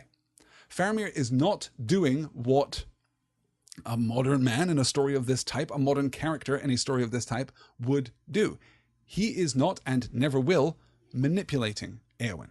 He is not playing games with her. He is telling her the absolute truth. This is old school chivalry right here. He is telling her the absolute truth. And here you will find me walking and waiting and also looking east. It would ease my care if you would speak to me or walk at whiles with me. That is a statement of fact. That is not, as it so often would be presented in the modern world, a leading bit of manipulation, right? You know, I would just feel so much better if you were around. So you're going to be around, right? Like, you're going to be around. You're going to talk to me. You're going to hang out with me. Maybe we could get coffee sometime. How would that be? No, he's not doing the implicit second part of that is so often implicit in the modern world. He's not doing that part. He's doing just the first part, the statement. It would ease my care if you would speak to me or walk at whiles with me. And she responds in entirely appropriate fashion, right? How should I ease your care, my lord? And I do not desire the speech of living man. And he tells her that she is beautiful. In the valleys of our hills there are flowers fair and bright, and maidens fairer still. Neither flower nor lady have I seen them in Gondor so lovely and so sorrowful. It may be that only a few days from after your darkness falls on the world. Hey, we're on the clock here. The odds of your hobbit there succeeding in his mission, not great, actually. The odds of the host of the West storming Morannon and taking Barad-dûr, way worse. Like, that's not... We've probably got like a couple of days, and if we've got a couple of days, I would quite like to just look upon you. I would just quite like to see beauty in the world. This to me is not entirely distinct from Pippin's desire to run on the open grass and to feel the sun again, right, in the moments before he believes that he is going to die. And I'm well aware there that I'm running the risk of sounding as though I am objectifying Éowyn, that I am turning her into landscape, that I am turning her into scenery. And certainly that is not my intent, because I don't think that the appreciation of either of these things either of these experiences is reductive. Rather, it is submissive, right? Pippin does not seek to enjoy the green grass beneath his feet, the cool grass beneath his feet, and the sun overhead as a means of dominating those things, right? He is not claiming possession of those things. He's just like, oh, this is awesome. This is great. I am appreciative generally, right? Without the desire to own, I am appreciative of this thing. And it seems as though Faramir is leaning in the same direction. A little different, perhaps, but yeah. Let me see here. Okay, good. There's a lot of chat in the chat, of course. But yes, Martin saying never felt that Faramir was anything but earnest here. Yes, yes. And Jackie pointing out he wants to keep tabs on her. Well, of course he does. He wants to keep her company, make sure that she's not, to the degree that he is in any way being manipulative. I suppose it's probably out of a desire to preserve a certain health and well-being for Éowyn. There, yeah. Becca saying this is just a little too flowery and sappy for me. Oh, really, Becca? That's too bad. I love this stuff. This is so good. Okay. I've got 15 minutes left. Let's see what we can do here to push through. So yes, Éowyn still, right? We have both passed under the wings of the shadow and the same hand drew us back. Faramir drawing a connection of, again, not pity there, but sympathy. We have been through the same thing, you and me, and now we're on the other side. And Éowyn says, haha, no, I am not on the other side. I am still beneath the shadow. Look not to me for healing. I am a shield maiden and my hand is ungentle. But I thank you for this at least, that I need not keep to my chamber. And that's it. She does him a courtesy. She inclines her head and leaves. That is that slide. Let's see if we can get through a little further here. This is... I am pretty crazy for this stuff, as you can tell. So this is now standing on... So for the better part of a week, they walk together in the gardens of the Houses of Healings, right? The Houses of Healing, right? They walk in the trees there. They go out to the battlements. First, Éowyn goes out to the battlements and Faramir joins her. Then they start walking together. Then they're spending all their time together. And they are kind of growing closer to each other. And now he finds her again. What do you look for, Éowyn? Said Faramir. Does not the black gate lie yonder? Said she. And must he not now come thither? It is 7 days since he rode away. 7 days, said Faramir. But think not ill of me if I say to you, they have brought me both a joy and a pain that I never thought to know. Joy to see you, but pain because now the fear and doubt of this evil time are grown dark indeed. Éowyn, I would not have this world end now, or lose so soon what I have found. Lose what you have found, Lord, she answered, and she looked at him gravely, and her eyes were kind. I know not what in these days you have found that you could lose. But come, my friend, let us not speak of it. Let us not speak at all. I stand upon some dreadful brink, and it is utterly dark in the abyss before my feet. And whether there is light behind me, I cannot tell, for I cannot turn yet. I wait for some stroke of doom. Yes, we wait for the stroke of doom, said Faramir. And they said no more. And it seemed to them as they stood on the wall that the wind died and the light failed and the sun was bleared, and all sounds in the city and in the lands about were hushed. Neither wind nor voice nor bird call nor rustle of leaf nor their own breath could be heard. The very beating of their hearts was stilled. Time halted. And as they stood so, their hands met and clasped, though they did not know it. And still they waited for they knew not what. Then presently it seemed to them that above the ridges of the distant mountains another vast mountain of darkness rose, towering up like a wave that should engulf the world, and about it lightnings flickered. And then a tremor ran through the earth, and they felt the walls of the city quiver. A sound like a sigh went up from all the lands about them, and their hearts beat suddenly again. It reminds me of Numenor, said Faramir, and wondered to hear himself speak. Of Numenor, said Éowyn. Yes, said Faramir, of the land of Westernesse that foundered, and of the great dark wave climbing over the green lands and above the hills and coming on darkness unescapable. I often dream of it. Then you think that the darkness is coming, said Éowyn. Darkness unescapable? And suddenly she drew close to him. No, said Faramir, looking into her face. It was but a picture in the mind. I do not know what is happening. The reason of my waking mind tells me that a great evil has befallen and we stand at the end of days, but my heart says nay. And all my limbs are light, and a hope and joy are come to me that no reason can deny. Éowyn, white lady of Rohan, in this hour I do not believe that any darkness will endure. And he stooped and kissed her brow. Éowyn acknowledging again that she is caught. Okay, Éowyn acknowledging for the first time, in fact, that she is caught in a moment of indecision here. She has, up until this point, been talking in terms of wishing for death. There is no lack of certainty in her desire here, right? She wants to die. She is still under the shadow. She cannot be healed. She does not want to be healed. But here in this moment, as he's saying, I would not have this world end now or lose so soon what I have found, right? Expressing a very fair, love for her, in effect. Lose what you have found, Lord. I know not what in these days you have found that you could lose, but come, my friend, let us not speak of it. Let us not speak at all, right? She's pushing back from this. I stand upon some dreadful brink, and it is utterly dark in the abyss before my feet, but whether there is any light behind me, I cannot tell, for I cannot turn yet. I wait for some stroke of doom.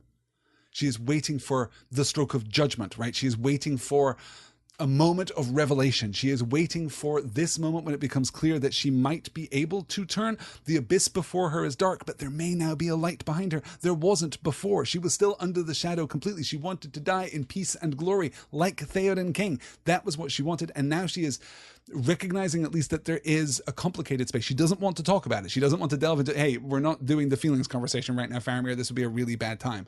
And he echoes, yes, we wait for the stroke of doom, reflecting her internal conflict with the external conflict. And what happens then? Frodo claims the ring is what happens then. It seemed to them as they stood upon the wall that the wind died, the light failed, the sun was bleared, and all sounds of the city and in the lands about were hushed. Neither wind nor voice nor bird call nor rustle of leaf nor their own breath could be heard. The very beating of their hearts was stilled. Time halted. This is when Frodo has claimed the ring and is fighting with Gollum there on the brink of the chasm. And then time continues, right? The great darkness rises up. Above the ridges of the distant mountains, another vast mountain of darkness rose, towering up like a wave that would engulf the world, and about it lightnings flickered, and then a tremor ran through the earth, and they felt the walls of the city quiver. A sound like a sigh went up of all the lands about them, and their hearts beat suddenly again. And oh God, this is terrible. And right, we had the association of the wave before, of the fist that rose up. We had this association with the fall of Numenor back when we were with Frodo and Sam, and Faramir now makes that completely clear. It reminds me of Numenor, the land of Westerness that founded, and of the great dark wave climbing up over the green lands and above the hills and coming on, darkness unescapable. I often dream of it. This is what I dream of. This wall of darkness that is going to consume us. A, this definitely happened at least once before in history, and it took the whole of Numenor with it. B, I dream of this all the time. Was my dream prophetic? Is this a glimpse of the future that I have been seeing? Is this now the darkness unescapable? And she asks him, she says, the two beats here too of agency given to Éowyn, that as silence claims them, they hold hands, their hands clasped, though they themselves are not aware of it, right? This is a mutual thing. And then she gets closer to him. Do you think the darkness is coming? Darkness unescapable? And suddenly she drew close to him. And in that moment, Faramir is like, no. Everything that I know about the world tells me yes. Everything that I know about the world tells me that this is it. This is the doom that we have all been waiting for. Sauron has claimed the ring. The light has failed entirely. Darkness is coming. We are so screwed. It's all going to be real bad from this point on. Everything in my rational mind leans in that direction. And yet I have this feeling. Éowyn, White Lady of Rohan, in this hour, I do not believe that any darkness will endure. Like Sam having that glimpse where he sees the starlight and realizes that the shadow is a small and passing thing. Faramir is having that too. Not just this darkness will pass, that no darkness will ever endure, that ultimately the light will always be victorious, but also this is not the darkness unescapable. This is not the fall of Numenor. This is not the new fall of Numenor, if you like. This is something else. This is a moment for hope. And then we get the coming of the eagle. And so they stood on the walls of the city of Gondor, and a great wind rose and blew, and their hair, raven and golden, streamed out, mingling in the air. And the shadow departed, and the sun was unveiled. The light leapt forth, and the waters of Anduin shone like silver. And in all the houses of the city, men sang for the joy, that welled up in their hearts, from what source they could not tell. And before the sun had fallen far from the noon out of the east, there came a great eagle flying. And he bore tidings beyond hope from the lords of the west, crying, "Sing now, ye people of the Tower of Honor, for the realm of Sauron is ended forever, and the dark tower is thrown down. Sing and rejoice, ye people of the Tower of Guard, for your watch hath not been in vain, and the black gate is broken, and your king hath passed through, and he is victorious. Sing and be glad, all ye children of the west, for your king shall come again, and he shall dwell among you all the days of your life, and the tree that was withered shall be renewed, and he shall plant it in the high places, and the city shall be blessed. Sing, all ye people." And the people sang in the ways of the city. This is the coming of the news, obviously. This is the moment when we find out that actually everything is turning out pretty well. Though it's not just the coming of the news, right? To be completely clear here, it's not just the coming of the news. We get these three beats of okay. We get two beats of news, and then we get one beat of fair prediction, and then we get a beat of outright prophecy, right? Sing now, ye people of the Tower of Honor, for the realm of Sauron is ended forever, and the dark tower is thrown. Hey, the dark tower has been destroyed. Sauron is gone. The black gate is down. Your king is victorious. Good job. Just to let you know, everything went really, really well. It turns out that was a win for the home team here. Then, sing and be glad, all ye children of the West. So you notice how we go from Tower of Anor, right? Its old name, Tower of Guard, its modern name, and now all children of the West. Sing and be glad, all ye children of the West, for your king shall come again, and he shall dwell among you all the days of your life. It's not just that you've won, it's that the king is coming. The returning king is here now. And then we get this weird beat about the prophecy. And the tree that was withered shall be renewed, and he shall plant it in the high places, and the city shall be blessed. It is going to be months before Gandalf leads Aragorn up on his little journey to go and find the sapling of the white tree and take it back to the citadel. So just a little moment of prophecy there from the Eagles. Okay, I have 5 minutes left and a hard out. Can we do... Yes, let's do it. You know what? Let's do it. One more slide of Faramir and Éowyn. I'm so thrilled that we got to the end of this story. One more slide of Faramir and Éowyn. It is a long slide, but this is the end of their story. And then next week, we'll be able to transition out into the crowning of Aragorn and so on and so forth. Then Faramir came and sought her, and once more they stood on the walls together. Okay, so to put this in perspective, the news has now come to Minas Tirith that everyone has been victorious, that the plot has happened in exactly the way that we thought it would, and everyone has been summoned, right? The word came from Éomer to summon everyone out to the fields of Cormoran so that they can talk and celebrate and be there all together, and neither Éowyn nor Faramir has left the houses of healing. Then Faramir came and sought her, and once more they stood on the walls together, and he said to her, Éowyn, why do you tarry here, and do not go to the rejoicing in Cormoran beyond Caer Andros, where your brother awaits you? And she said, Do you not know? But he answered, 2 reasons there may be, but which is plainer? I do not know. And she said, I do not wish to play at riddles. Speak plainer. Then if you will have it so, lady, he said, you do not go because only your brother called for you, and to look on the Lord Aragorn, Elendil's heir, in his triumph would now bring you no joy. Or because I do not go, and you desire still to be near me. And maybe for both these reasons, and you yourself cannot choose between them, Éowyn, do you not love me, or will you not? I wished to be loved by another, she answered, and I desire no man's pity. That I know, he said. You desired to have the love of the Lord Aragorn, because he was high and puissant, and you wished to have renown and glory and be lifted far above the mean things that crawl on the earth. And as a great captain may to a young soldier, he seemed to you admirable. For so he is, a lord among men, the greatest that now is. But when he gave you only understanding and pity, then you desired to have nothing unless a brave death in battle. Look at me, Éowyn. And Éowyn looked at Faramir long and steadily, and Faramir said, Do not scorn pity that is the gift of a gentle heart, Éowyn. But I do not offer you my pity. For you are a lady high and valiant, and have yourself won renown that shall not be forgotten. And you are a lady beautiful, I deem, beyond even the words of the elven tongue to tell, and I love you. Once I pitied your sorrow. But now, were you sorrowless, without fear or any lack, were you the blissful queen of Gondor, still I would love you. Éowyn, do you not love me? Then the heart of Éowyn changed, or else at last she understood it. And suddenly her winter passed, and the sun shone on her. I stand in Minas Arnor, the tower of the sun, she said, and behold, the shadow has departed. I will be a shield maiden no longer, nor vie with the great riders, nor take joy only in the songs of slaying. I will be a healer, and love all things that grow and are not barren.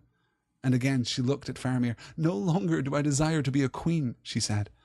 Then Faramir laughed merrily. That is well, he said, for I am not a king. Yet I will wed with the white lady of Rohan, if it be her will. And if she will, then let us cross the river, and in happier days let us dwell in fair Ithilien, and there make a garden. All things will grow with joy there if the white lady comes. Then must I leave my own people, man of Gondor, she said. And would you have your proud folk say of you, There goes a lord who tamed a wild shield maiden of the north. Was there no woman of the race of Numenor to choose? I would, said Faramir. And he took her in his arms, and he kissed her under the sunlit sky, and he cared not that they stood high upon the walls in the sight of many. And many indeed saw them, and the light that shone about them, as they came down from the walls and went hand in hand to the houses of healing. I love the playfulness of Éowyn here, right? Her heart has changed. She is released from the shadow. She stands here in Minas Anor, the tower of the sun, and behold, the shadow has departed. Her heart has changed, or she has caught up with her heart. Like one of these two things, the narrative makes very clear. Then the heart of Éowyn changed, or else at last she understood it, and suddenly her winter passed, and the sun shone on her. I'm inclined to read this as a moment of understanding rather than a moment of transformation. I don't think that she has changed in this moment. I think she realizes that she has changed. This is foreshadowed all the way through this section, as I said, with her claiming first to still be claiming first to want death immediately, then claiming that she is still under the effect of the shadow, then realizing that she is actually on the brink potentially of something greater, and now finding herself conflicted, finding herself in this space.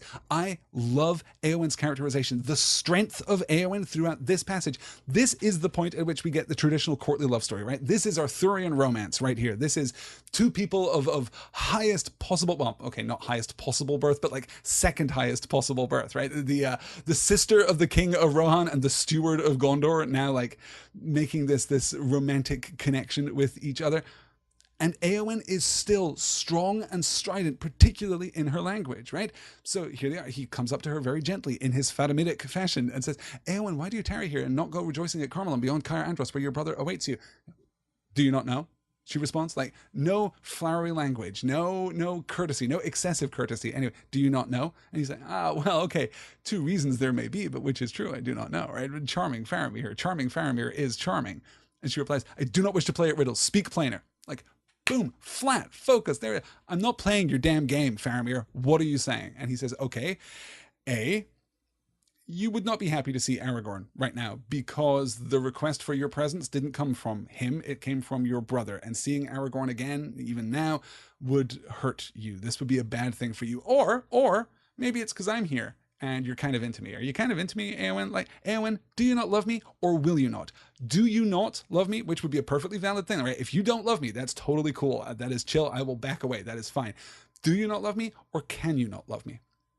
And she replies, I wish to be loved by another, but I desire no man's pity. And Faramir calls it here. Yeah, you wanted Aragorn's love. And when he didn't have love to give you and offered you instead gentleness and kindness and pity, what you decided was that you would rather die. You decided that you would rather have nothing at all. You closed yourself off. That is Éowyn's story. That is the tragedy of Éowyn here, right? But when he gave you only understanding and pity, then you desire to have nothing unless a brave death in battle. Look at me. Do not scorn pity that is the gift of a gentle heart. That's just good advice, right? He's not saying, hey, you got to check your behavior here, right? Do not scorn pity that is the gift of a gentle heart. He is saying this is just wisdom. Pity from a gentle heart is one of the best things that there can be, one of the most virtuous and pure things that there can possibly be. Do not scorn that. This is Aragorn being great and magnificent. He is being kingly to you in difficult circumstances, right? I'm sorry that he doesn't love you. He is sorry that he doesn't love you. He expressed as much, but he doesn't. And in the place of that love, he's still offering you kindness and pity, and she doesn't want it, right? Again, Éowyn taking a very modern perspective on pity here. Éowyn not wanting pity, not wanting to be reduced in stature by the receipt of pity, even though, as we've discussed 1,000 times here and there and back again. Well, this is what, episode 69, so I guess 60 times at least we've discussed here and there and back again. That is not what pity is. That is not the heart of pity. That is a very modern concept of pity. But Faramir changes track here and says, okay, but you don't have my pity. You did once. When we met, I pitied you. I found your beauty and your sorrow, your beauty and your grief, your beauty and the shadow that was laid over you. That is an intoxicating combination here in the world of Professor Tolkien. Let me tell you, Éowyn, I was super into you for that. But now, if you had nothing wrong, if there was nothing wrong, were you sorrowless without fear or any lack? Were you the blissful queen of Gondor? Still, I would love you. Hey, if you were the blissful queen, how do you get to be the blissful queen of Gondor, by the way? Oh, that would be if Aragorn loved you back, right? That's what he's saying there. If you were sorrowless without fear or any lack, were you the blissful queen of Gondor? If you and Aragorn were crazy about each other and got married, that would be fantastic, and I would still love you. I might, like Love Actually, stand outside your door with like a bunch of cards upon which I have written like horribly manipulative things to try and get you to make out with me in the street just one time.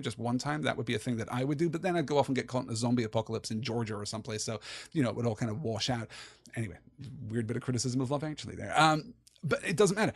Even if you got everything that you wanted, I would love you still. This is not about pity. And in that moment, Éowyn is freed. She doesn't have to fight back against this idea that she is being pitied. She doesn't have to fight back against the idea that she is being subjugated by the awesomeness of Faramir, right? This is not about Faramir. It is just about her. He is sincerely saying, actually, I just love you. Actually, I'm just crazy about you. This is where we are. Then the heart of Éowyn changed, or else at last she understood it, and suddenly her winter passed, and the sun shone on her. I stand in Minas Honor, the tower of the sun, and behold, the shadow has departed. Gosh, I'm getting tangled up here. I will be a shield maiden no longer, nor vie with the great riders, nor take joy only in the songs of slaying. You'll note that only, by the way, nor take joy only in the songs of slaying. I am still gonna like a good slaying song from time to time, right? On my birthday, like, we'll throw a pool party in the summer out there in Ithilien. It's going to be great. We'll get together. We'll sing some songs of slaying. Like, of course we will. But I'm going to like other things too. That's where I am. I will be a healer and love all things that grow and are not barren. No longer do I desire to be a queen, she said. Right? That transition there, no longer do I desire to be a queen, I think is her acknowledging, actually, yes, I do love you. Right? Because that does not go with the other things. She doesn't want the glory of being the queen. She doesn't want, that is when she's talking about Aragorn and she's talking about what she wants from the world, actual like glory and position is not her thing. She doesn't want to be the Queen of Gondor. That has never been a thing that Éowyn has claimed to desire. So I read that as being the turning point, right? This is, let me find the actual passage here. Yeah, all things grown and not barren. And again, she looked at Faramir. No longer do I desire to be a queen, she said. I don't want Aragorn, and I do want you. Because as Faramir confirms that as well, for I am not a king, yet I will wed with the White Lady of Rohan if it be her will. And if she will, let us cross the river, and in happier days let us dwell in fair Ithilien, and there make a garden. There make a garden, us, both of us together. Like you, Éowyn, I'm going to turn my back on swordsmanship and on combat and on matters military and martial. I am going to go and be a gardener and a healer in Ithilien, as should we all. That is what we all ought to do at this point. All things will grow with joy there if the White Lady comes. And then we get this brilliant, this bit of banter from Éowyn. Then must I leave my own people, man of Gondor, she says, right? With this really charming impudence, right? Must I leave my own people, man of Gondor? And would you have your proud folk save you? There goes the Lord who tamed a wild shield maiden of the north. Was there no woman of the race of Numenor to choose? And Faramir's just like, yes, actually I would do that. Yes, I would. And he took her in his arms and he kissed her under the sunlit sky, and he cared not that they stood high upon the walls in the sight of many. And then, of course, they come down into the Houses of Healing, and he informs the Warden of the Houses of Healing that at last Éowyn is healed. I have not been keeping track of the chat. I have no idea what you guys think about everything that I have been saying over the last 20 minutes here to get. Yes, good. Oh, the Love Actually reference was caught. Good. Okay. Oh, Skipa's in the chat. Hey, Skipa, I didn't see you show up earlier. That's wonderful. Excellent. Glad to see you. Okay, that is going to be it. I'm actually well past my heart out for this session. Guys, this has been wonderful. This has been delightful. I am sure that we will revisit Faramir and Éowyn very swiftly at the beginning of next week's session. We are then going to finish up we're going to get the crowning of King Elessar, of course, and we're going to get the passing of the Fellowship, and we're going to get the leaving of Minas Tirith, and then hopefully we'll move into chapters 6 and 7, Many Partings and Homeward Bound, both of which are short chapters. So maybe we'll do the rest of chapter 5 and chapter 6 and chapter 7 next week. That is Thursday, July the 19th, 10 p.m. Eastern, 9 p.m. Central. Back to our evening time slot next week for the rest of chapter 5, chapter 6, and chapter 7. I know that's very ambitious, but 6 and 7 are really short chapters. So we'll see what we can do with all of that. Guys, it has been an absolute pleasure. Thank you so much for joining me. I hope you all have a fabulous day, and I will see you all next week. Until then, fly, you fools!